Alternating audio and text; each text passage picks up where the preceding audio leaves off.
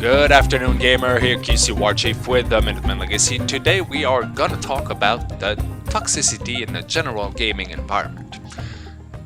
Everybody in their past years playing games had to deal with some toxicity, light, low, or really heavy or really intense into the harassment.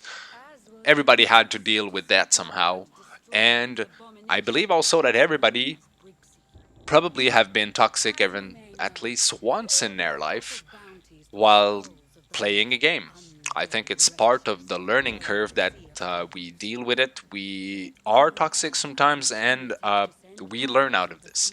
But today I'm gonna help you guys establish the pointers to know what is toxicity and what is just gaming in general.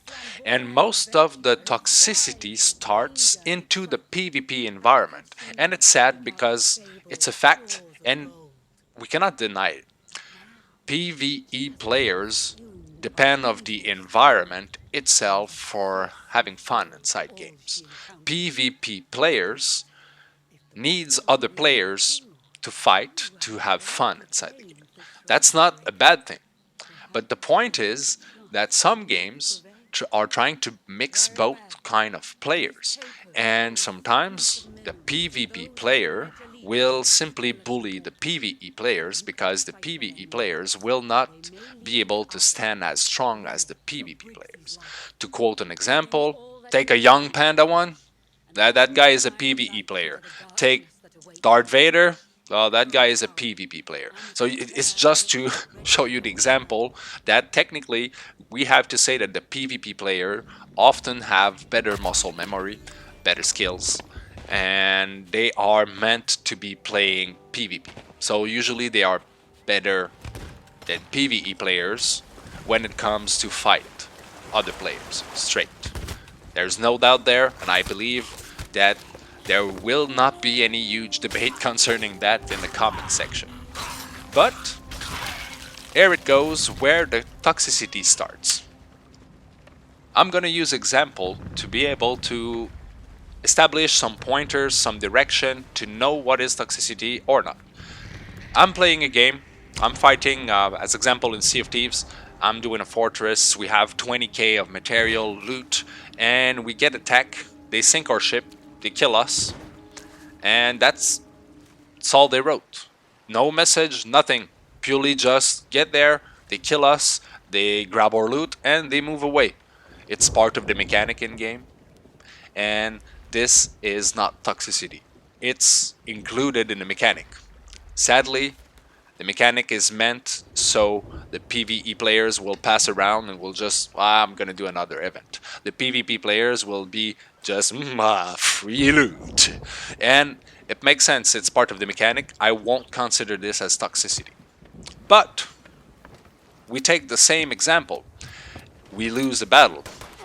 We get spawn killed on the ship a few times, and they do not sink the ship, they keep the ship alive.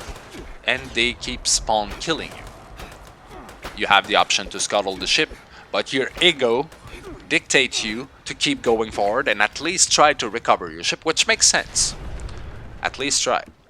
So you'll try it, but you'll get spawn killed. But still, there is no message, no teabagging, it's just killing. So it's walking the line of the toxicity, but still it's not necessarily toxic because it's part of the deal. It's part of the mechanic.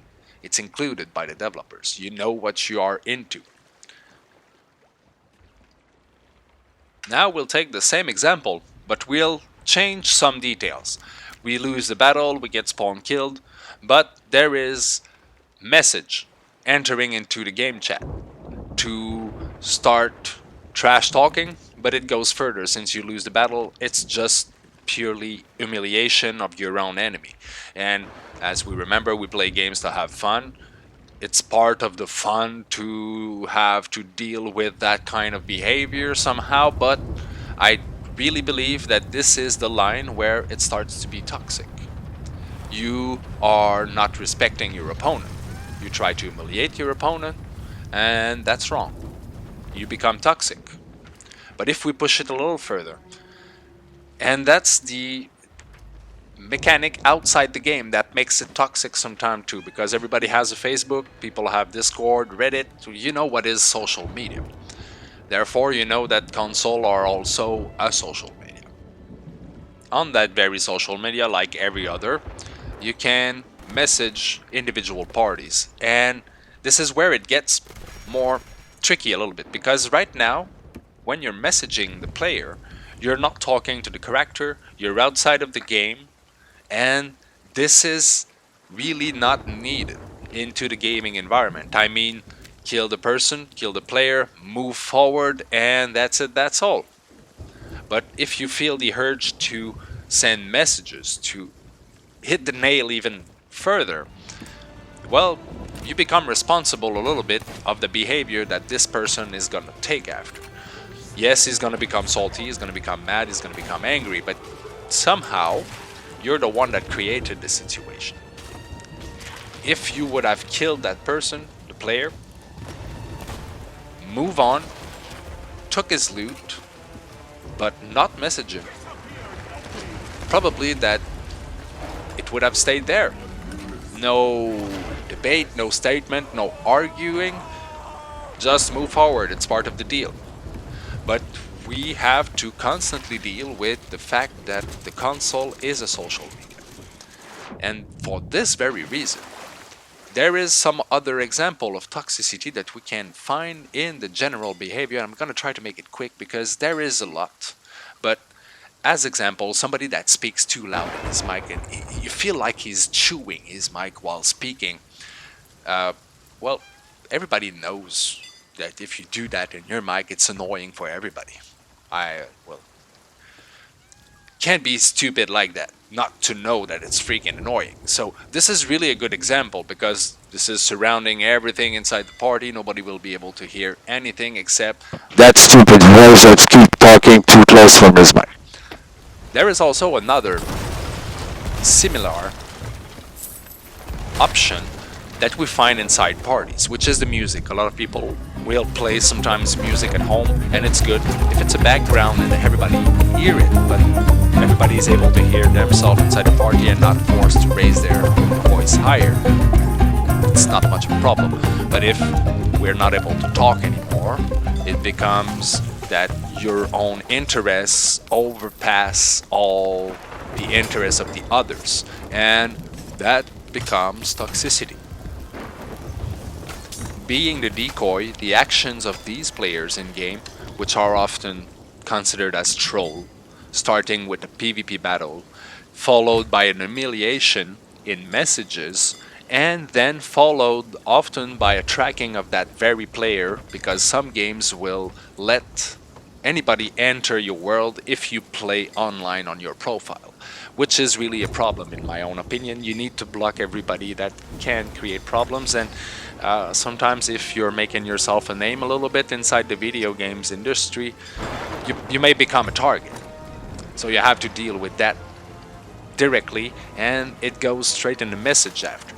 And in the message, we're going to talk about more precise toxicity, like misogyny, like the fact that kids sometimes are pushed away, the fact that disabled players sometimes have difficulty to integrate the gaming environment. I'm talking about autistic people sometimes, I'm talking about people that have disease and that are dealing with it on a regular basis, and that sometimes they even get bullied on that very disease or disability. And that is really wrong. This is where the report exists. This is where we need to block these players, report them, and I'm not talking about spam reporting, but I'm talking about the fact that if they go out of the line, just throw a report. That's it, that's all. It's not something that is childish or snitching. It's protecting your own gaming environment. It's protecting the environment that you as a gamer are enjoying right now, and that I believe that you as a gamer that might have kids eventually and a family would try to protect, so that your kids can play a game without being bullied by the hardcore gamers that do that every day, that don't go out, because we need to never forget one thing about the games in general is that there is the casual and there is the hardcore gamers. And most often than not, the casual gamers will not be enough in games to get the skill that the hardcore gamers will be able to get along the road. And it makes sense, it goes with the hour that you have inside a game. Practice makes perfect, they say. I think that covers a small part of the general toxicity that we have to deal. Misogynistic is really important because I really believe that some women have to deal with some creepiness of some of the lonely and creep players that we have in the environment, because we need to be honest. There's a lot of good people inside the gaming environment, but we do have some weird, wicked, and low people around. Never forget that, and like I said in a previous video, watch your back. This is QcWarChief with the Minutemen Legacy. This is a few years of gaming experience where I saw many different things inside the community, and it's my opinion. It's not necessarily something that is, I would say, true. I don't have a PhD in sociology over networks, but I'm not stupid either. If you like the video, please subscribe, please like, please come back for some more, and have a good one, everybody.